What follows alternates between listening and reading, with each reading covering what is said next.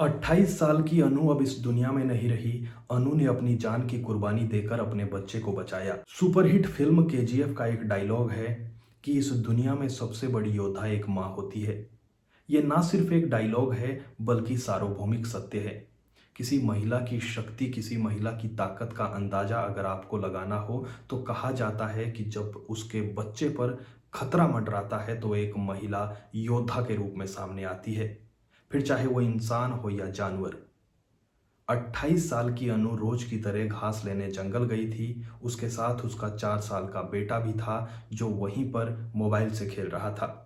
अचानक रंगड़ों ने अनु पर हमला कर दिया और रंगड़ हमेशा झुंड में चलते हैं तो कई रंगड़ों ने उसके बच्चे पर भी हमला किया। जैसे ही कई रंगड़ों ने उसके बच्चे पर हमला किया तो बच्चा वहीं गिर जाता है, चिल्लाने लगता है। अनु चाहती तो वहां से भाग सकती थी अगर अकेली होती, लेकिन अनु ने देखा कि उसके बच्चे को भी रंगड़ काट रहे हैं। उसने अपने सर से ढाटू निकाला, जिसे स्थानीय बोली में ढाटू कहा जाता है, और अपने बेटे का मुंह ढक दिया। फिर भी रंगड़ों ने अनु और उसके बेटे पर हमला किया, लेकिन फिर अनु ने अपनी बाहों में लेकर अपने बच्चे को लेकर वहीं पर वो लेट जाती है, अपने बच्चे को बाहों में ले लेती है। अनु को जब घायल अवस्था में अस्पताल पहुंचाया गया तो आप यकीन मानिए कि 200-300 रंगड़ उसके शरीर में, उसके शरीर के भीतर घुस चुके थे। रंगड़ अगर एक दो काटे तो कोई ज़्यादा नुकसान नहीं होता है, लेकिन रंगड़ जब आपके गले पर, आपके चेहरे पर, आपके सर पर ज़्यादा मात्रा में काटे या ज़्यादा रंगड़ हमला करे तो ये एक प्रकार का टॉक्सिन छोड़ते हैं। इसके अंदर इतना जहर होता है कि इसका शॉक सीधा आपके किडनी पर लगता है और आपकी जान जा सकती है।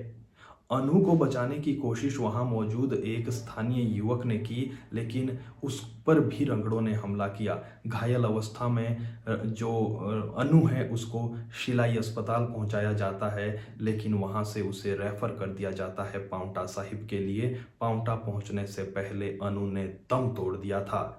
डॉक्टर बताते हैं कि जब रंगड़ हमला करते हैं, रंगड़ों तो किसी को काटते हैं तो उसे तुरंत अस्पताल पहुंचाना चाहिए। अगर समय पर इलाज नहीं मिला तो उसकी मौत हो सकती है। अनु को समय पर अस्पताल पहुंचा भी दिया गया था, लेकिन क्या सिट्रीजिन का इंजेक्शन और डायनासिस शिलाई अस्पताल में नहीं था, जो सबसे जरूरी है रंगड़ों के काटने के बाद, जो उसे पांवटा साहिब रेफर कर दिया गया। और अगर पांवटा पहुंचने से पहले अनु की मौत ना होती तो क्या विश्वास कि यहाँ से भी उसे रेफर नहीं किया जाता, क्योंकि पांवटा और शिलाई अस्पताल तो सिर्फ रेफर के लिए जाने जाते हैं।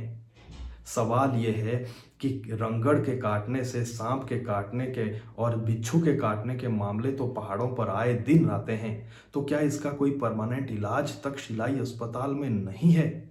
सवाल इसलिए है क्योंकि रंगड़ों के काटने से हिमाचल प्रदेश में हर साल कई लोगों की मौत हो जाती है। अनु तो अब इस दुनिया में नहीं रही, लेकिन हम और आप तो अभी जिंदा हैं। हमें और आपको तो ये सवाल पूछने होंगे, फिर चाहे वो बात शिलाई क्षेत्र की हो या किसी अन्य जिले की।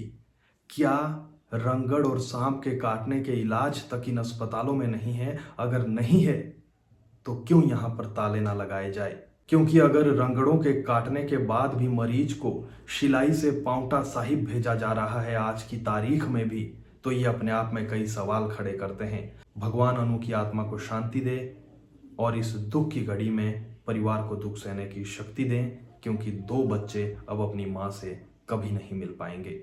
कांडो भटनोल शिलाई विधानसभा क्षेत्र का ये गांव है जहां की ये घटना है।